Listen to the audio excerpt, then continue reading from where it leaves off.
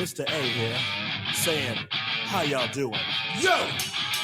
Are you ready to rumble? Or should I say tumble? Cause I don't stumble or fumble like a cracker by a gumbo. Standing on the ground, flat feet, down, killing worms and drugs. And I'm doing it on my terms. Welcome to the Rumble. We are back and better than ever, helping you stay ready so you don't have to get ready. We don't want you sucker punch, so we're here each and every week helping you keep your guard up. I am Jeremy Lavelle with Remedy Claims Consulting at Claims Coach on Instagram and TikTok, and they just call me the mouth of the South. And alongside of me is the catastrophe queen, the claims dame, Miss Jessica Odell, and as always, the abundantly auspicious and the amazingly adulatory, the one, the only, baby cakes, Miss Donna. What does that mean? Lavelle. Oh, it means lots of stuff. Adulatory. Adulatory, yeah. What is it? It's a great, fun SAT word, right? So everybody should look it up. Yeah, everybody should just go look it up. If you want to know what adulatory, spelled ADULATORY, TORY. So if you want to know what adulatory means, you should go educate yourself. Edumacate. Yeah, educate yourself. Adulatory, Yeah, whatever you just, there we go. Adulatory. So yeah, that's what you do. I love it. Y'all don't like adulatory? I don't know what it means. I don't know if I'm being insulted or not. You are definitely not being insulted. Okay. I can promise you that. I can promise you that you're not being insulted with, I would never, ever, hide insulting you. I would just do that out. Yeah, that's true. So adulatory would be someone that gives adulations. Does that help you? No. No. Okay. Yeah, I'm sorry. I'm doped up on Benadryl.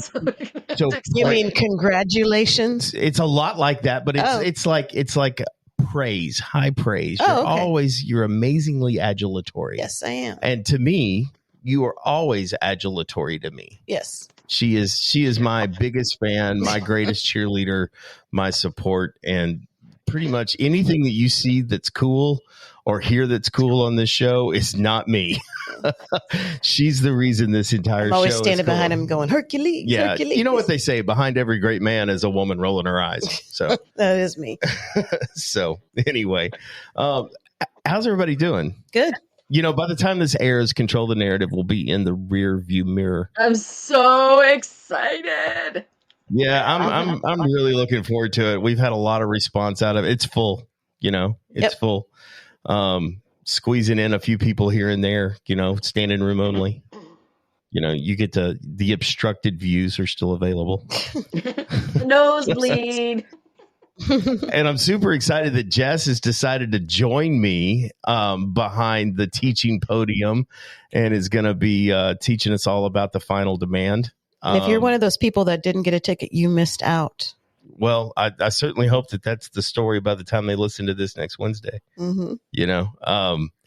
I am very excited about what this means moving forward. It's not just the event itself. I'm really excited about what this means moving forward from an education standpoint and one more outlet amongst all of the people out there that are doing a really great job educating the industry.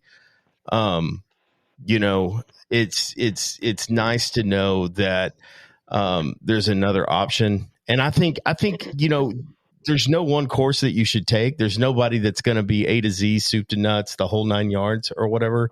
And I am incredibly... You should take all of them. You really should. Yeah. I mean, because they're all going to give you a different perspective. And because none of this is about go out and do it this way.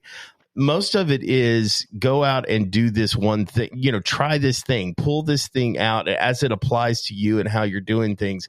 And so all of these different tools to be applied in certain situations. And one of the things I'm actually going to tell the class, again, if you're listening to this, it already happened, but I can tell you one of the things that I would tell the class is this for sure. It's like, don't try to implement this all at once. If you want to fall on your face, try to pick this one little thing, pick one claim and try to implement one thing in one claim and see how it goes because you want to adapt it. You know what I mean? So anyway, speaking of adapting things, You've always got some really interesting information that changes my perspective and enlightens me. And we like to call those fun facts with Baby Cakes. So, Baby Cakes, do we have any fun facts? We do. Fun adulations. Fun Facts with Baby Cakes is brought to you by Inc., the best way to get paid after a property claim. Inc. Save time, get paid. So I want to talk to you guys about zombies today. Zombies? Yep. Not the undead, but the British Are they band. the walking zombies or like the running zombies? No, this is the British band called the Zombies. Ah, yes. The British band called the Zombies. Yep. What was that? They did like one song. What was it called? The Time of the Season. Oh, yes. I remember that Wow. song. It's the one that's in Forrest Gump. Well, Yep. all the songs are Yeah, in Forrest Gump. That's why it's 3 hours long. So they can So- get all the songs in there. In 1968, the Zombies released the single "The Time of the Season." It ended up being very, very popular in the United States. So the record company decided it was time to tour. But by the time they decided that, the band had already broken up and gone their separate ways. So the record company comes up with a workaround. They come up with the idea to make a fake band and call them the Zombies and send them on tour because nobody knows what they look like. There's no internet. You can't look them up. So they decided to send a fake band on tour. Not only did they send one, they sent two fake bands on tour. Yeah, Of the United States. I can cover more ground there, right? You can do a European and Yep. an American tour all at the same time. Yep. So they were touring simultaneously throughout the United States. So one of the bands ended up just dissolving into nothing. The other band was a little blues band from Dallas. The members, well, two of the members were Frank Beard and Dusty Hill. Wait a minute. Frank Beard and Dusty. Hill, and they would Like- join forces with a guitarist named Billy Gibbons and form the legendary band ZZ Top. Oh, Oh. looky there. That's where we got the Sharp Dress Band. That's where ZZ Top came Yeah, from. there we go. ZZ Top was a blues band that masqueraded as the Zombies. They were fake zombies They were fake zombies, and then they grew their beards out and became real zombies. and became right. Who did we lose like a year or two ago? I can't remember which one. Was it Dusty that died? I don't remember. We lost one of the One of members. them, of but I ZZ. don't remember. I actually got to see ZZ Top open for, I believe it was Aerosmith Oh, at the amphitheater, whatever they're calling it, Jexa. We called it Starplex when I was in yeah. high school. It's always going to be Starplex to me. Yeah, it's a big amphitheater down by Fair Park on the east side of Dallas, and I saw them open, and I'm telling you what, man, they didn't miss a lick. All of the songs were good, and I always have been a kind of a fan of ZZ Top. I mean, not crazy. I don't own a bunch of their albums. I don't own anybody's albums now. Now that we download everything. But yeah, that's interesting that they were the Zombies. Yep. Now you know, and knowing is half the bullshit. There you go. Ladies and gentlemen, we have an incredible show. And this is kind of birthed out of a situation that I had early on in my public adjusting career. Working claims was always easy. You know what I mean? Like, I get the idea of working claims. You can take these training courses. Control the Narrative is one that a bunch of people are taking here very soon. And then you've got you've got your Cal Spoons and your Matt Mulhollins, and all of these guys are teaching all of this great claim strategy, these approaches, these methods, these processes. All of them are amazing. But the one thing that I really missed the most when I first went into business was, how do I run the business of it all? And how do I establish the infrastructure? So that is what we're going to talk about today, is developing your business no matter how you choose to run it. It's going to come to you in 3 separate rounds. When you hear this sound, you know that the round has begun. And when you hear this sound, you know that the round is over. I want to remind you that if you hear anything cool, like I said earlier, it's not me, it's Baby Cakes over there twisting the knobs and making us sound amazing. Jessica and I are not debating. We are simply commenting on the rumble that you guys are in each and every day. Let's get into this without further ado, because round 1 starts right after this. Public adjusters, listen up. It's Jeremy Lavelle, owner of Remedy Claims Consulting, host of The Rumble, and most importantly, your claims coach. Public adjuster training is one of the hardest things to find. Sure, you can take some online seminars, you can show up to conferences, but none of them tailor training just for you until now.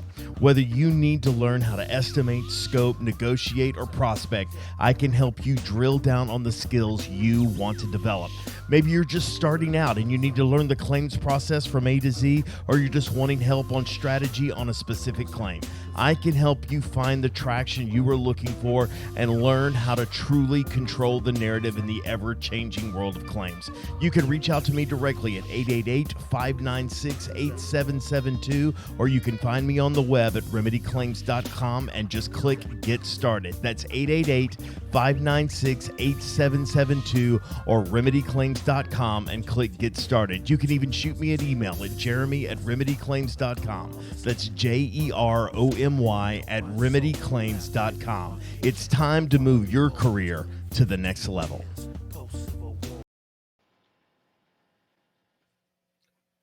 Round one, be the business. So, one of the things that I realized is that, look, I know how to work claims. That I know. I worked as an independent adjuster. Many of you may have worked as a contractor. You understand sort of the broad sweeping strokes of what it's like to work a claim, right? We go out, we do an inspection, we write an estimate, we turn it in, right? And as an independent adjuster, it was really very simple for me because they would send me an assignment. I would schedule the appointment. I would, inspect it, write an estimate, turn it in, and then magically money would show up and I would get paid. Yeah. Well, that was super easy. You know what I mean? That's not really, that is contract labor at its finest, right? I go out, I do my job, I get paid for my job, and I go on with my life. Now, as I was an independent adjuster, there were things that I had to take care of. All of my food, all of my lodging, all of my transportation, I had to consider those things. And I remember one time I was working up in Seattle, and it was one of the very first deployments that I was on that I realized the juice may not be worth the squeeze here because the damage wasn't really, really prevalent. So, and I was paid on the size of the estimate that I wrote. And because the damage wasn't that prevalent or that catastrophic, if you will, then it always rained or snowed or something while I was in Seattle, and I sat in a hotel room day after day after day because I couldn't get anything done. And I learned real quick that I was spending more money than I was making. So let's fast forward to the reality of being a public adjuster or even being a contractor, because while we may understand the thing that produces the revenue, it's how we manage not just the revenue itself that comes in, but the time that is required. How do we outsource it and figure out what we're going to do? So that's really what round one is about. So Jess, you have worked for a ton of organizations. You're kind of doing a little bit of your own sort of solo stuff, kind of while y'all are slow and in transition right now with your full-time gig. And what have you found has been the biggest struggle for you to figure out as far as getting the information goes? Well, one is I helped build complete adjusting services from the ground up when Big Mo, the older brother I never got to have, my god brother, who's no longer with us. When we built that company together, that was my first real eye-opening exposure to all of the licensing and certificate of formation and EIN numbers and workers' comp and all business banking. All these things were still kind of new to me because I'm very ops centric. I've always been an ops person. So processes, procedures, quality control, quality assurance, things getting done on time. All those things that's where my head's always been with the military. But I had no idea. These were new terms, new concepts, and I was responsible for making sure that we were compliant as a firm.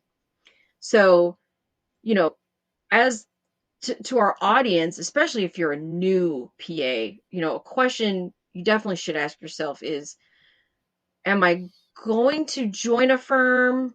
Am I going to be an individual? But if I'm going to be an individual, are you just going to be one person? Or would you potentially outsource some things, which would then cause you to consider being an entity? Because there are so many different legalities with all three of those. Whether you're working for a firm, you're working by yourself as a solo person, or you've got a couple people and you need to be an entity. So no matter what you pick, okay, I'm going to tell you right now the easy button. If you're a new public adjuster, or you're not maybe you know a lot about claims.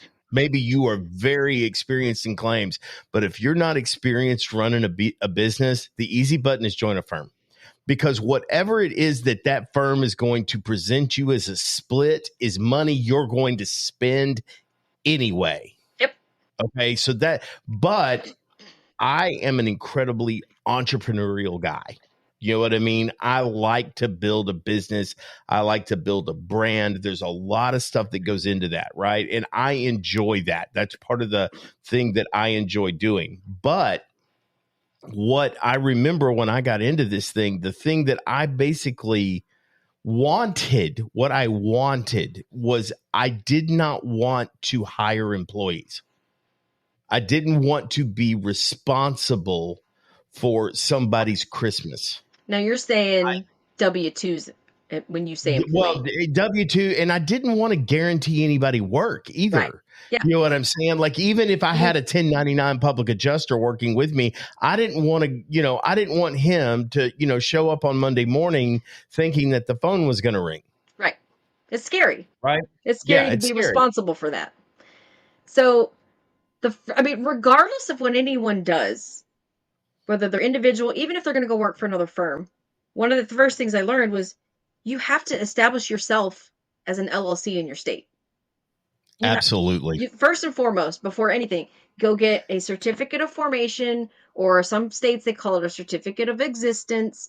Start there. That gives you your business name, and then through that process, you apply for your EIN. That's your federal, I think it's called the employee identification number. It's employee identification number. That's exactly okay. What it is. And then because when you get your PA license, you're thinking, oh, I got my individual bond and my license, I'm good to go. No, well, you got the PA part good to go, but you still have to pay taxes. You still have to be registered to do business as a 1099. So those are the first two documents you got to go get: certificate of formation or existence, or whatever your state calls it, and then your EIN letter. Those two will at least help you get going on the right foot. And most of them are pro forma. It's a matter of just filling out the application and mailing in the check if there's a fee. Not everything has a fee to it. It's mainly just a pro forma registration to say, hey, Uncle Sam, this is who I am and this is what I'm doing. And that is really all it is. It's not like an approval thing. There's no stiff background checks or anything like that. It's just a matter of registering yourself as even as an individual entity. That's right.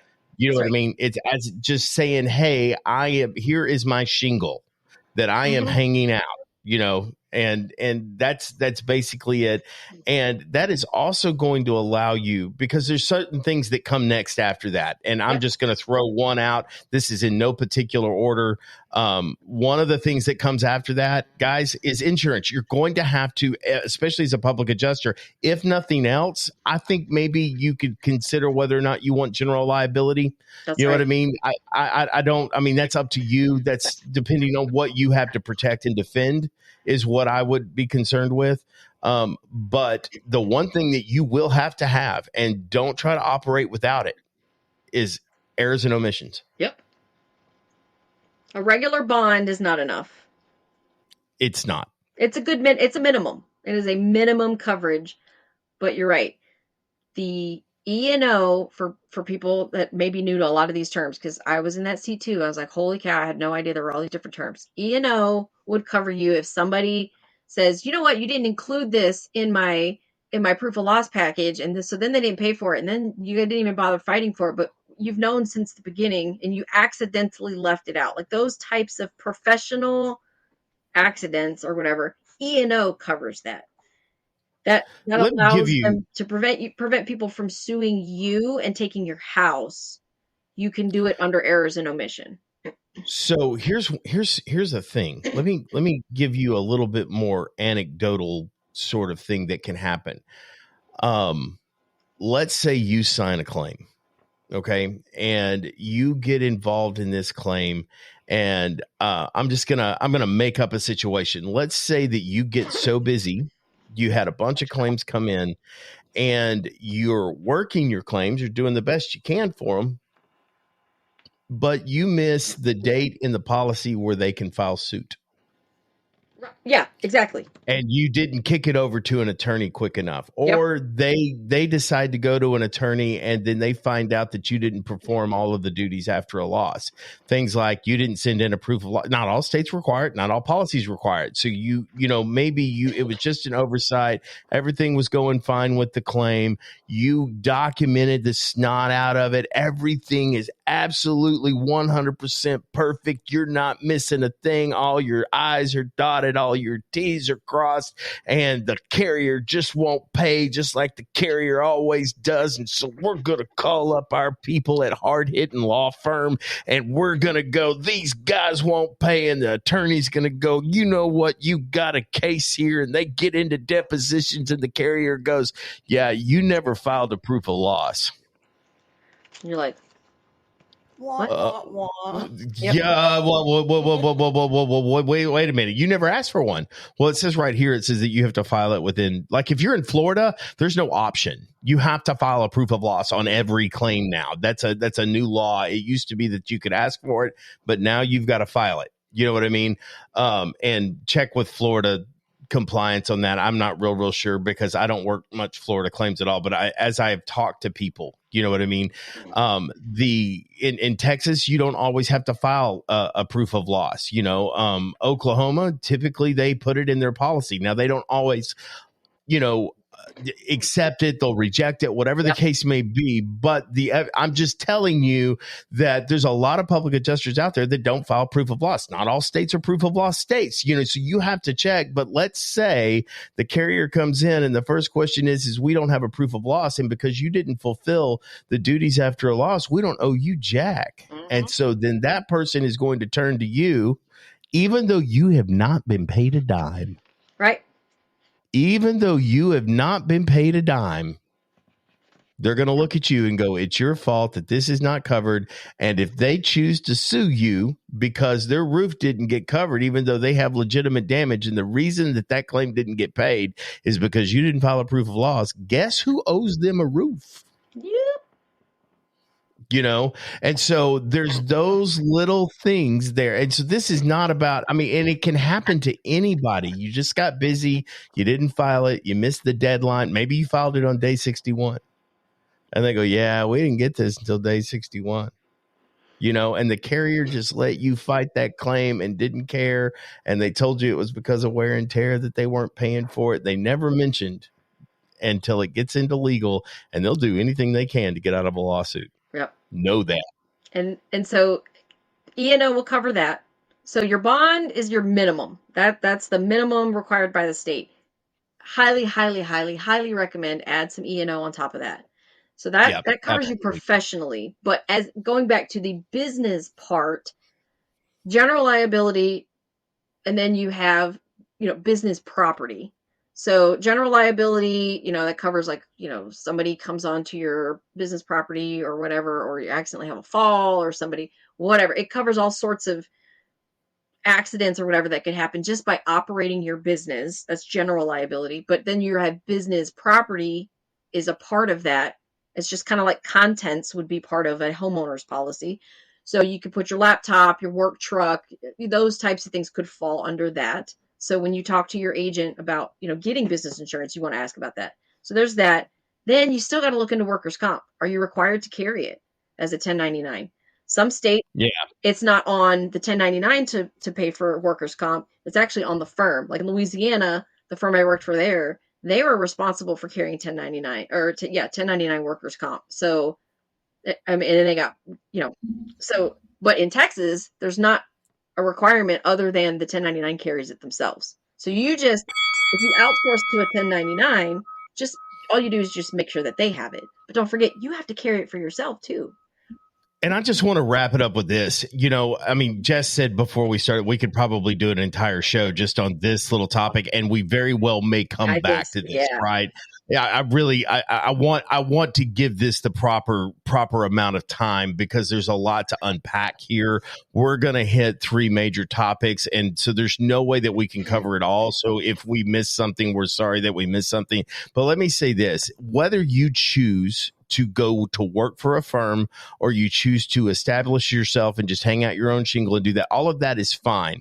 I am going to tell you, by and large, as a public adjuster, if you are going to work solo, be prepared to outsource a lot. And I'm talking about even claim activities such as like writing estimates, because you will bottleneck somewhere. There is a part of a claim process that you're not good at that you're going to have to outsource. So whether it's administrative help, following up with carriers, whether it's writing letters, whether it's sending out your forms, whatever the case may be, you are going to have to outsource some of it because there's just not enough time to work all of the claims that it requires for you to maintain an income. Okay, so because the claims don't pay out all the time, sometimes it's 3 months before you get a claim paid out. And what you can handle on your own solo is going to be very difficult. That's why you want to consider, this is one thing I would say to wrap this up, is consider at least working with a firm for a little while so that you can understand the model of what needs to be done, because there's so much more to it than working claims. And that's why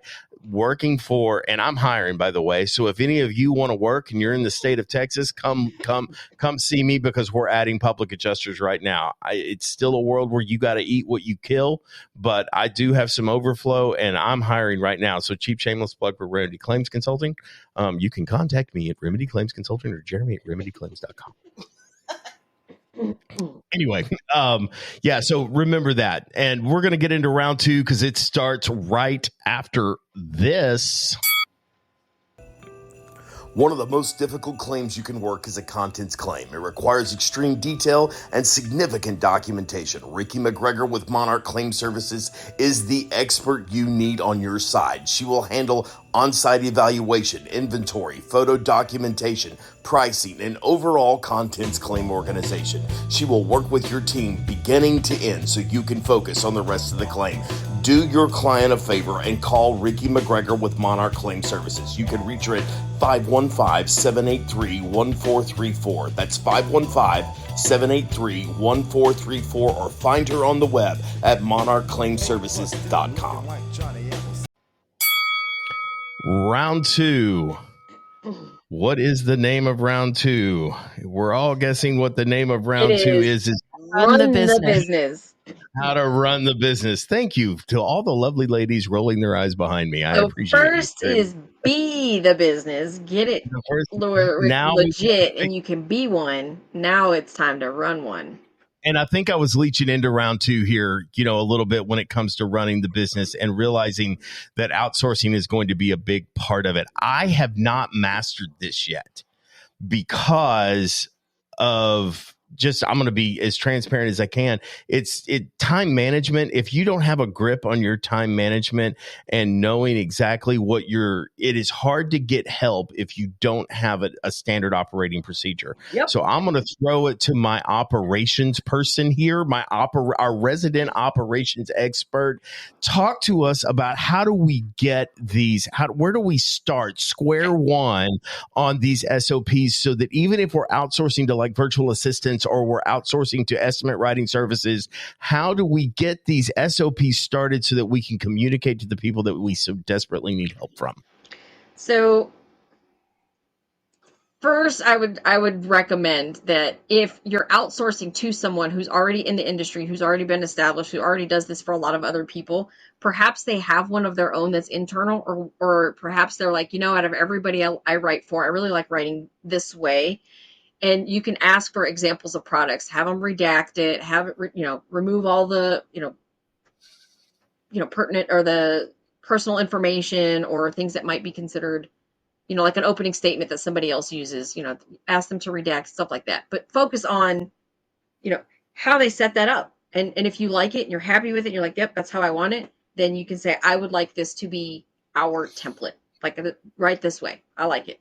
Or if not, you say, okay, I know you write this way for this person, but here's how I would like my estimates organized. And so you create that template. You have just created at least a template for that estimator to operate off of that stays consistent across all of your claims. So even just by coordinating something like that, you're establishing that process. And then you can package that in that example shell of an estimate, and you can call that your standard operating procedure. The field part, which would go before the estimating, that's kind of comes with some experience. I mean, and getting your feet wet in other firms is you start to see how everybody does their field inspections. You start to see where they do awesome and where they're just terrible. You start to see how, when they get back to the office, do they even bother writing a claim narrative? Do they even bother writing a story about their findings? Or do they just say, here's all my photos and just dump it? Or, hey, here's my 8 photos for a $300,000 estimate. You start to pick up on that, and you're just like, you know what? I don't like this. I don't like this. I don't like this. I kind of like this. And you put it together, and you just, there's dictation apps online that you can go to, and just you talk at it, and it translates it and dictates it for you. And then all you do is you just kind of organize that into a standard operating procedure. And just, I'm going to tell you, I'm going to throw this out there. Now, this may come with mixed results. Y'all may throw rocks at me when I say this. But in the interest of time, when you're trying to get these stuff done, especially if you're working by yourself, right? Because if you're writing standard operating procedures and you're trying to outsource or communicate with some of these different services, right? And one of the things you have to know is what are the tools that are involved in my procedure. So whether that's a CRM, whether that's a file tracking system, because they're different, right. All of the different tools, whether it's Xactimate, whether it's, like I use something called Sumo Quote, Company Cam, all of these different things. You've got Matterport, you've got all of these different sort of things that work into what's going on. You know what I'm saying? That work with whatever kind of claim you're doing. And you may break it down to, on roof claims, this is our standard operating procedure for roof claims. On interior water losses, this is our standard procedure for interior water losses. On fires, it's like this. Those sorts of things. Catastrophe claims may have its own operating procedure, that kind of thing, that Exactly. starts from signing the client to whatever thing. And what I would tell you is to be as specific as far as a step goes as you possibly can. Then bullet point that thing out. Right. And if you bullet point that thing out, you can go to services like ChatGPT. Yep. And have them write your standard operating procedure. I need a standard operating procedure for these steps. Yes. And you can drill down and get it specific. I was sitting there, I was working with a guy that used to, Brent Hooper, who used to host the Rumble with me or whatever, showed me some of these things in ChatGPT. Look, this is not, I do not recommend that you use ChatGPT to turn in a final demand or a written narrative or an argument or there is nothing wrong with using it to clarify what you're saying. But so there's places where ChatGPT does not belong within the claims handling industry. But in this situation, for the sake of time, because you're one person, that thing can crank out a standard operating procedure in about an hour.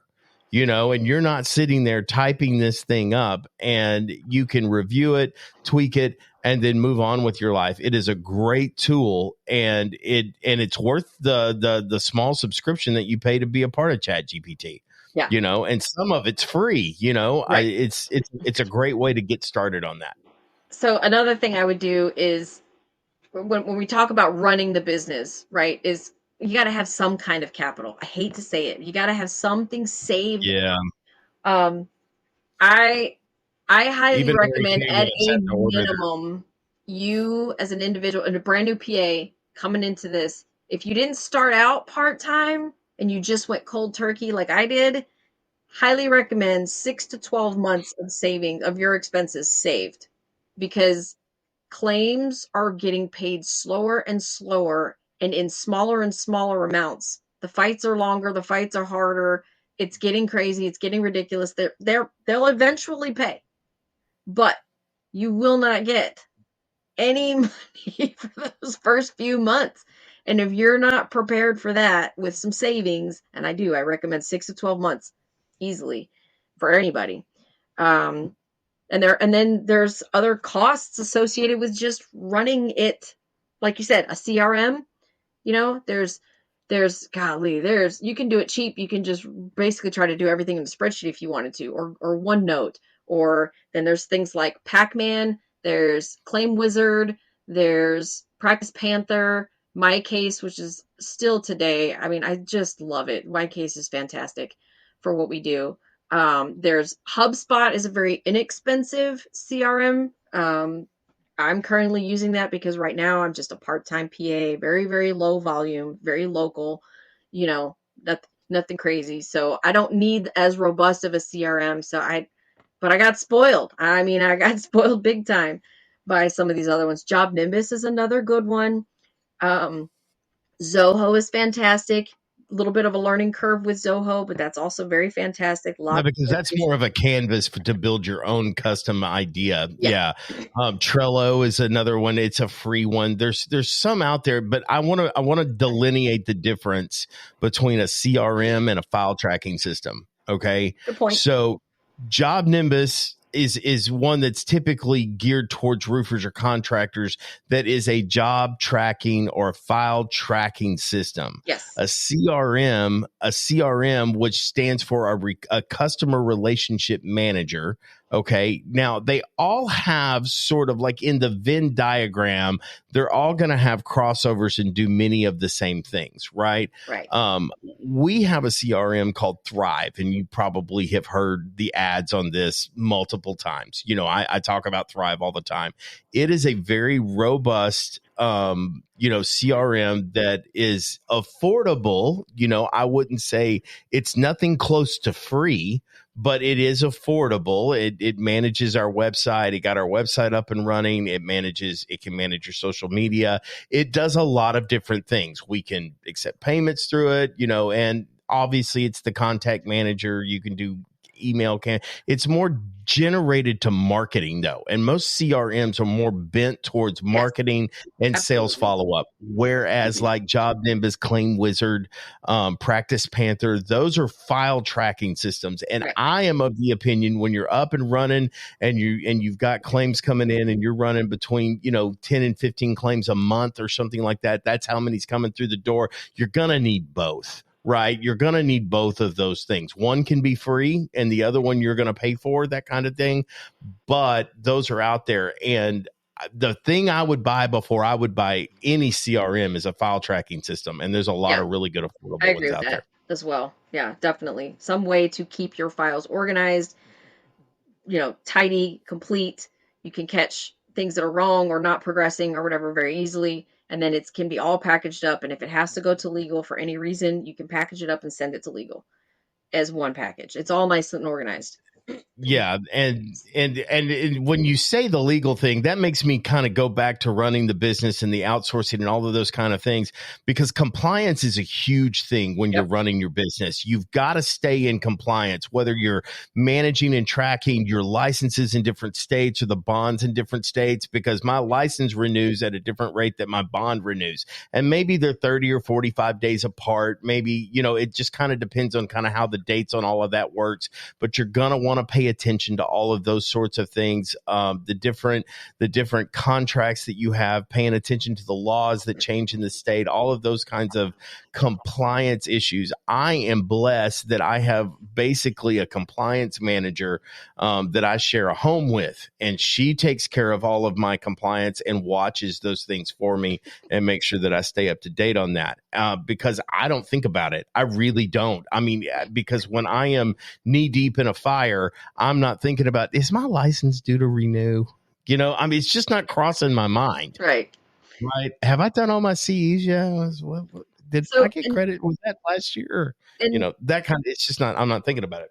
also, when you're thinking about running the business, it's not just, your CRM and that stuff, but, a service like Inc. is fantastic to consider, paying for or being a part of. Having a QuickBooks, that might be another cost, whether it's a Yeah. self-employed QuickBooks or a full blown, there's so many different options that QuickBooks offers, that makes it scalable. So you have a basic and you can go all the way up. So there's, your CRM, your, claims management software system that you use, whatever tracking, QuickBooks, Inc., Company Cam. There's Encircle is another option. Then you got to pay your Yep. subscription for Xactimate if you choose to use Xactimate. Then you've got, that you still have maintenance costs for your equipment, even, which equipment could be a whole nother. Well, you've got a whole list of whole you. nother You sent me a episode. whole list of shit here. Yeah. You sent me a whole list, and I'm just going to read what Jessica Inc. is a great. It is, and we can Jess and I both can help facilitate getting you set up with some of these things. I'm going to tell you that there's HR and payment and invoicing and things like that. There's a company called Heartland that is very good, that will help streamline some of that for you. How many bank accounts do you have? A business savings, a business checking, a business payroll? How are you going to manage and look at all of that? Yeah. I mean, do you? I thought you only needed one for the longest time. I was like, no, my you just God. need one. And somebody was like, no, you need a minimum of 3. One to take the income in, one to do operating expenses, one to do payroll. And I was like, wait, what? Oh my God. And it all costs money. Every bit of it costs you money. So when get you a good CPA that knows what we do. Right. And here's one of the things that you hear me preach this all the time is I'm a part of a networking group. And yes, I do get referrals out of this networking group. It has been a fantastic referral source and relationship builder. But the number one thing that it provides me is resources to run my business. Go join a networking group. And I would tell you that I would not look at a group, nothing wrong with visiting and finding one and the people that you like, don't get me wrong, but you want about 25 people in the room for it to be that consulting firm that you need to run your business. And those are incredibly handy to have at your ready to be a part of. And it's a community of business owners, and they're all slugging it out and struggling just like you are. And they are, usually you get some of the best customer service because they're trying to build a business too. And, there's a lot of these different things that you can get involved in. And again, I go back to the Heartlands and the Inks and the CPAs and the bookkeepers that you can have. There's virtual assistants out there that you can get that help streamline some of these things, especially as a solopreneur. You're never going to do it on your own. So you can let that go right now. You cannot run this business by yourself, no matter how hard you try. Where do they go to sign up for Inc? I believe that you can go. You have an affiliate. Hang on a second. Give me that's a great question, Donna. So what you can do if you're interested in Inc., I can get you signed up. All you have to do is go to, good grief. Where is I know, that? I'm pulling up mine too. I know it's inc.com, but there's a way to put a code in so that there's a way to do this, and I'm trying to figure out exactly what that's going to be. While he's looking that up, I'll do a quick explanation of what Inc. is. So yeah, do that. One of the things that it didn't hit me. I gotta ring the bell. There we go. So you can wrap that up. There you go. So super quick.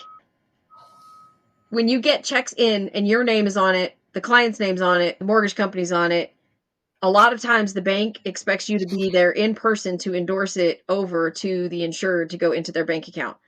More and more banks are getting, a little, as long as it's been endorsed by that other party, it's fine, or you have a stamp or something. But every now and then you'll still run into banks, especially smaller banks or smaller community banks, where they're like, no, you have to be here. You have to endorse this in front of a witness, blah, blah, blah. Inc.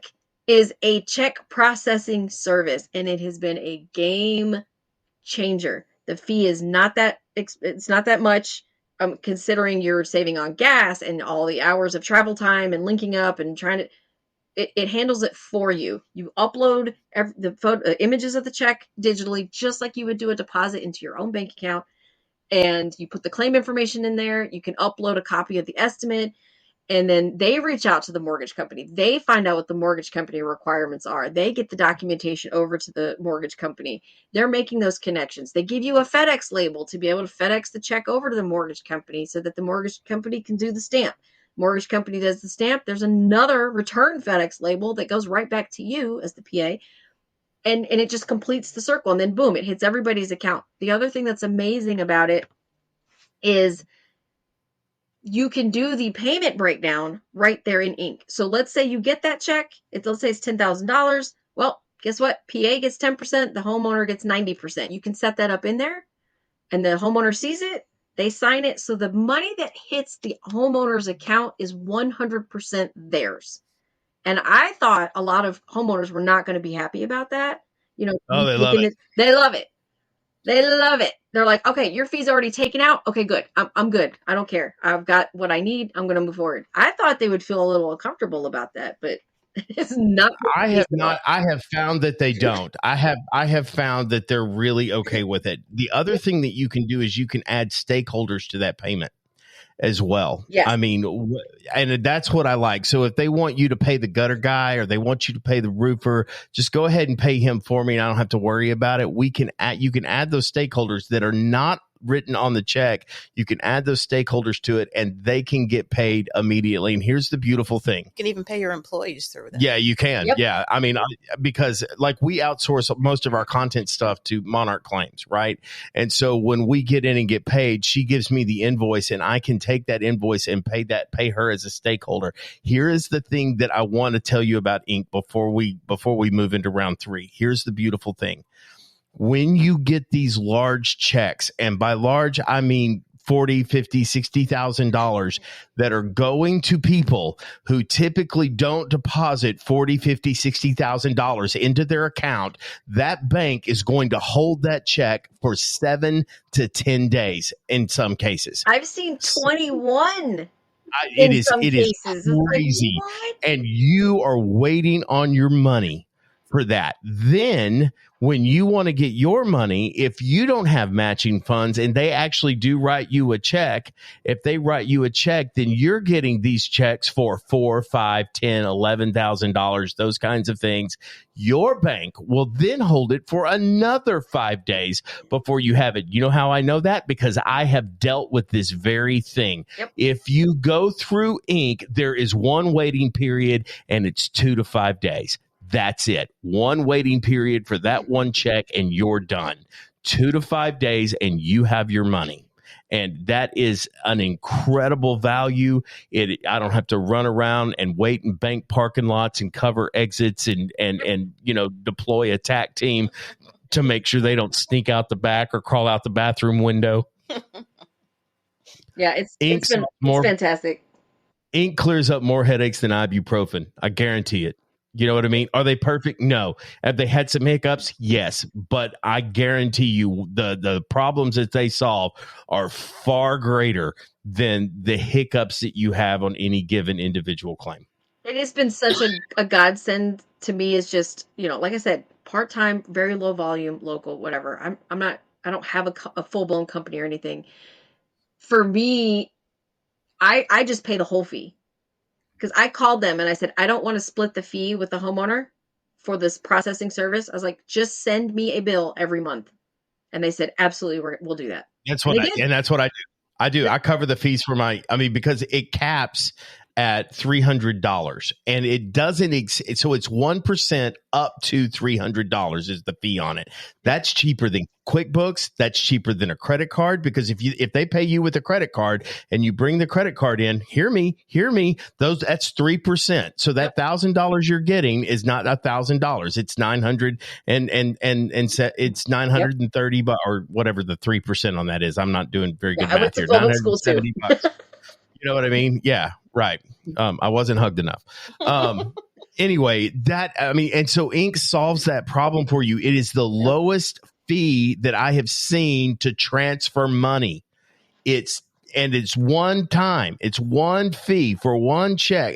And God, I can't say enough We about could do how a whole good it is. round on just And if you're, and so if just I'll get you eyeball to eyeball with those folks, call me if you want to get ink going. So we're going to get into round 3. It starts right after this. Are you a public adjuster, insurance roofer, or part of the restoration industry looking to streamline your first-party claims process? Let me introduce you to Claim Wizard, the ultimate tool that transforms the way you handle claims. Claim Wizard is designed with your unique business needs in mind. It offers a comprehensive suite of features that makes managing claims effortless. With its intuitive dashboard, you can easily track and manage every aspect of a claim from initiation to settlement. This powerful platform supports document management, automates workflows, and provides real-time updates, ensuring you stay ahead in the game. At Claim Wizard, they understand the importance of support. That's why they offer unmatched customer service with a team of experts who are always ready to assist you. Whether it's a technical query or guidance on best practices, Team Wizard is there to ensure your experience with Claim Wizard is smooth and efficient. Time is money, especially in the claims industry. Claim Wizard is engineered to maximize efficiency. It streamlines the entire claims process, reducing the time spent on paperwork and administration. This means faster claim resolution, increased customer satisfaction, and ultimately a boost in your business's productivity and profitability. So if you're looking to elevate your claims handling process, Claim Wizard is the solution. Try it today and experience a revolution in claims management. Claim Wizard, revolutionizing claims, handling one claim at a time. Round 3, how to grow and scale your business. Maybe you don't want to grow and scale your business. Yeah. Maybe you just want to remain a solopreneur and just own your own job. Guys, that's okay. Yep. That is absolutely 100%. I mean, because when I got into this, all I wanted to do was not have a boss. I didn't want to be responsible for other people. I didn't want to make sure that they had work. I didn't want to have to train them. That is okay. And that is a way that you can go down and you can just go out. And that's what I like to call owning your own job, or just simply being self-employed. Nothing wrong with that. I will tell you, the best thing to make sure you're tracking your expenses, you know what I mean? And get with an accountant on that and figure out for your brand of business and whether, kind of what your state tax is, your sales tax and all that kind of stuff. I mean, like, look, I don't know any of that stuff and I'm not going to tell you that. But when it comes to growing and scaling your business, you're going to have some kind of infrastructure, no matter which way you want to grow, as somebody that's self-employed or as building a firm. Go ahead, Jess. And that, I think that's a perfect segue into the first point, which is to consider, how are you going to pay people? Because that's everybody asks that question. Well, how's everybody else getting paid? Well, what do you pay an estimator? Well, what do you pay an inspector? Well, what do you pay? Do you separate everything out, or does the inspector also write the estimate, or what? Is there a desk adjuster? Or do when you start outsourcing? Okay, you don't necessarily, maybe they're not being hired into a firm. Maybe you're still not a firm, but you still outsource. You still got to consider what's fair to pay people. What's a fair request versus, okay, somebody doesn't know their worth and should be asking more, or the other way around, they're asking like way too much. How to pay your people is the first question to ask yourself, and then figure out how you're going to get that paid to them. I wish I had like a bomb sound effect. Enter bomb sound effect Enter. right there. You do. You can edit that out. Don't look at me like that. It's already too long anyway. Yeah. So how you're going to pay your people is a huge thing. I would love, because I made a decision kind of at the end of last year as I was looking at the volume that was coming in. I made a decision, and it was after long conversations with Donna and deciding that we're going to go ahead and build a firm, which is why I said earlier that I'm hiring. I'm going to go ahead and build a firm. We've got the work that's coming in, and it also boils down to what I want to do, as far as my job goes, right? Right. I want to be able to do the Rumble. I want to be able to go and teach things like control the narrative. I want to consult with building PA firms and building contracting organizations, those kinds of things. I want to be free to be able to go do that. And then there's the claims that I particularly enjoy working, which involves some sort of water leak. Amen. I don't want to climb roofs anymore. Yeah. I don't like it. I don't like handling the claim.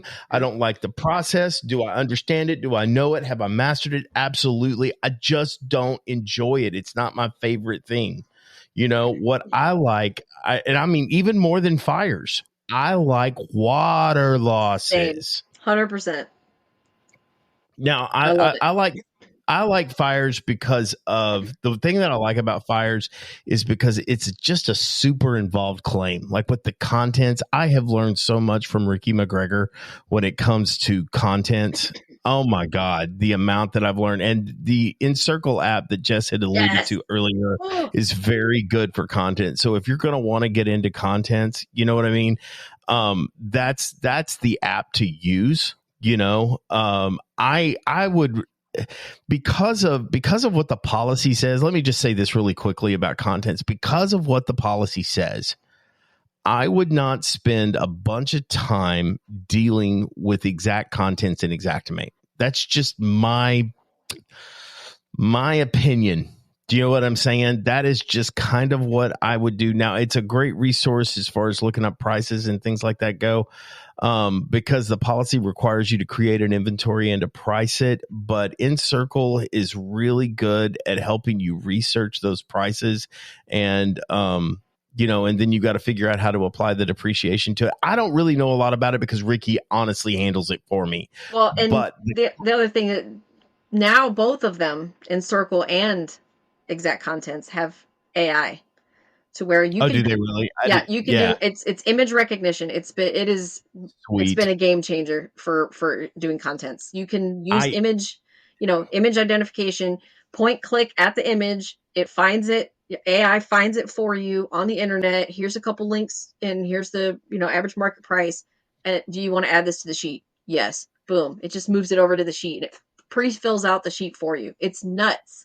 It's absolutely nuts. If you're a PA right now and you're like, I don't even want to deal with contents, that's too much to sit and have to price. And I mean, I don't like shopping. And now you're wanting me to sit down and go find values of stuff at Neiman Marcus. I don't even shop at Neiman Marcus. Like, there's a ton of PAs that have left crazy money on the table because contents up until AI had been very labor intensive to be able to do evaluation for. Yeah.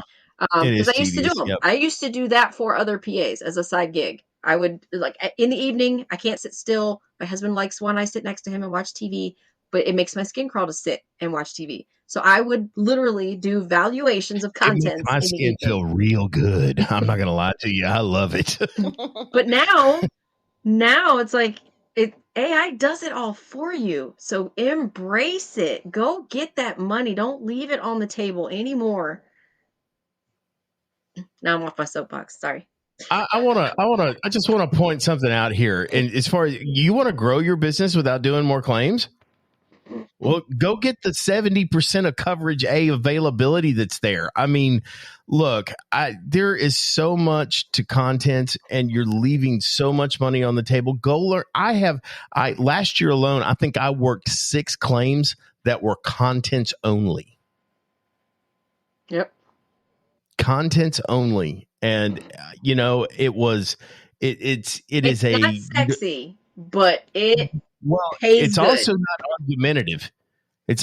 argumentative. It is very clear cut. You know what I mean? You're not arguing wear and tear and repairability. Not in the same kind of way. And here's the beautiful thing as a public adjuster, everything is unsalvageable. Everything. Because it doesn't tell you. What it tells you to do is make a list of damage property and how much it costs to replace it and what the depreciation on it is. You're not doing damage assessment. You're making a list and you're getting paid handsomely for it. Don't sleep on contents. And if you need help with contents, Remedy Claims is right here to help you out with contents. Right. So So learning how to pay, how you're going to pay people and what to pay people. Then the next thing would be finding talent, finding and hiring that talent. I can't Yep. speak on that. I don't have just a lot of experience in that at all. But Jeremy, I don't know if you wanted to chime in on finding and hiring Well, talent.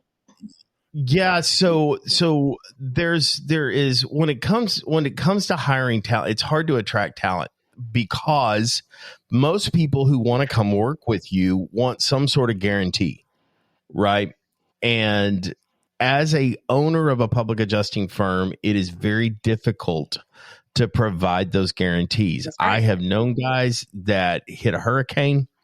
They have all kinds of stuff coming in and they offer all these guarantees. And then when all the hurricane work is done, they end up still paying out these guarantees without the claim volume. And so it's a scary thing to do. So it's hard to attract talent when that talent that you attract, when they have to go out and find their own claims and do their own thing in that regard, then realize what they start thinking is why am I giving him 40% of my money when I could be getting all of it? Well, the reality is you're never going to get all of it. That's right. That's one. Mm-hmm. And number two,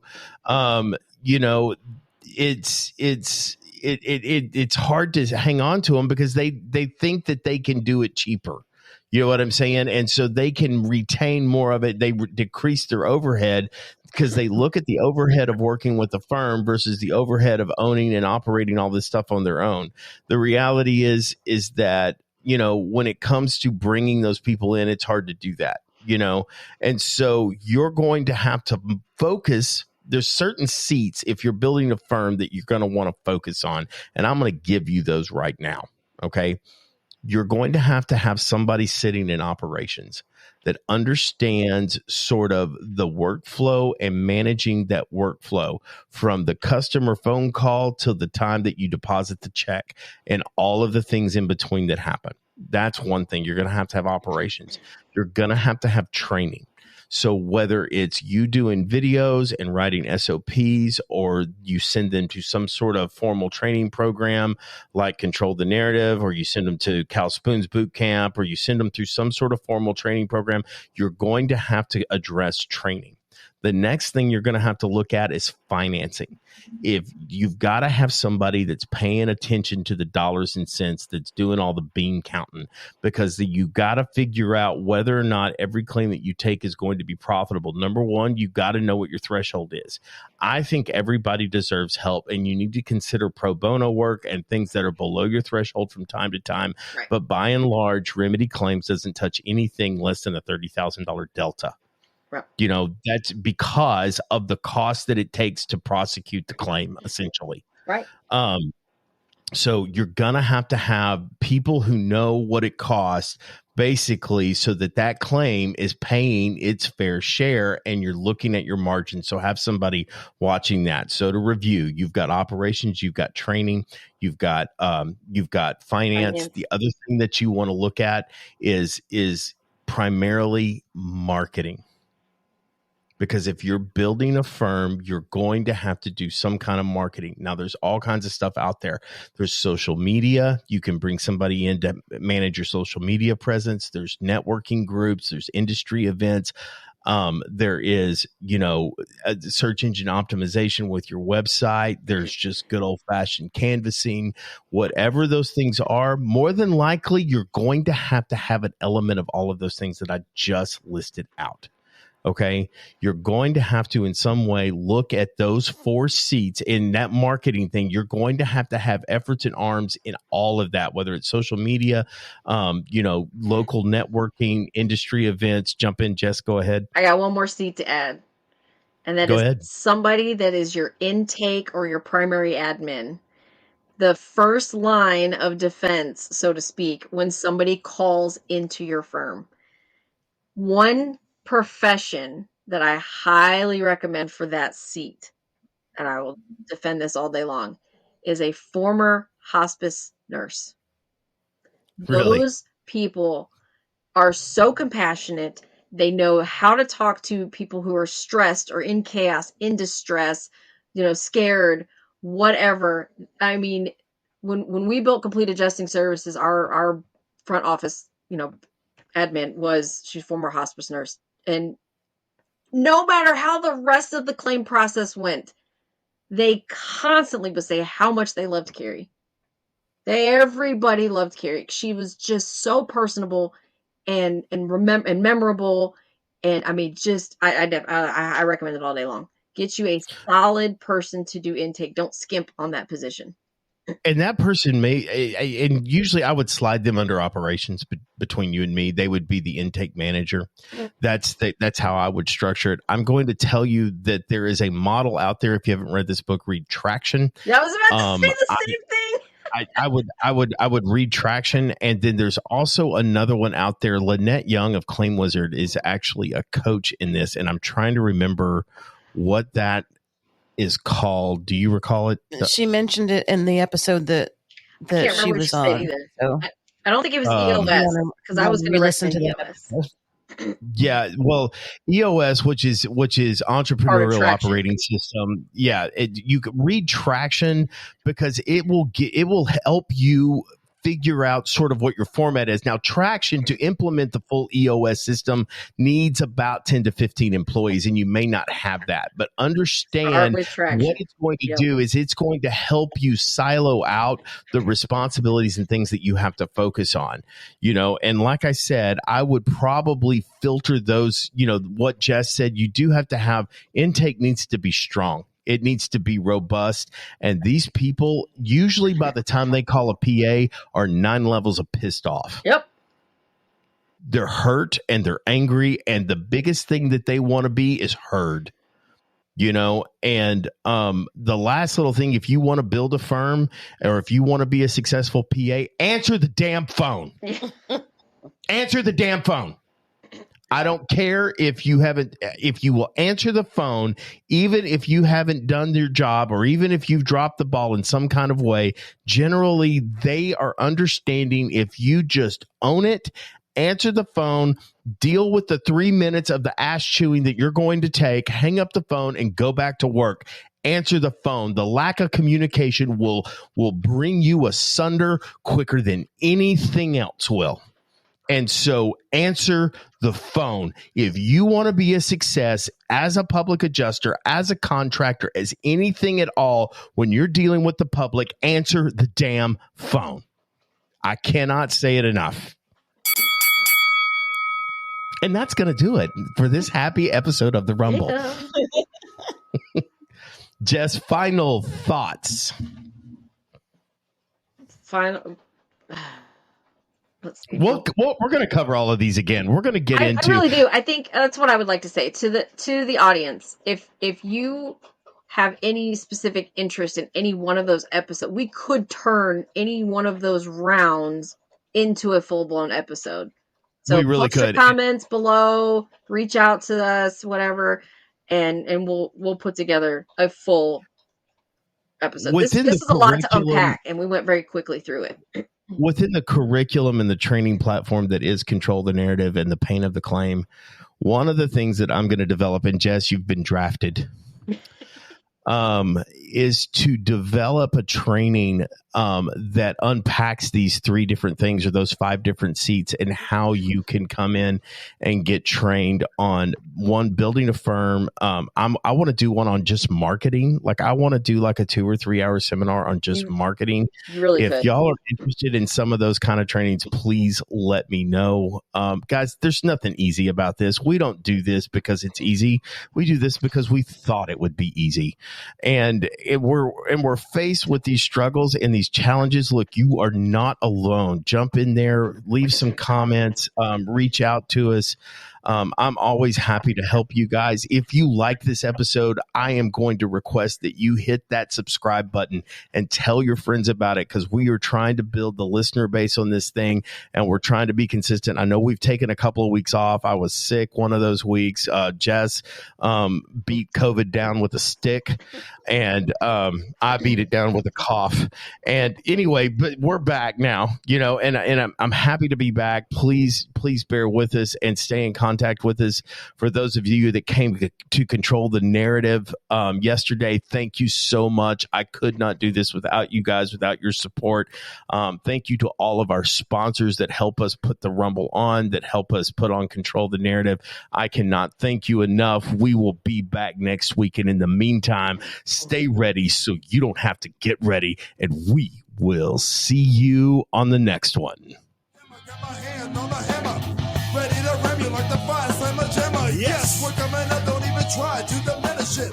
I won't start it, but I damn sure will finish it.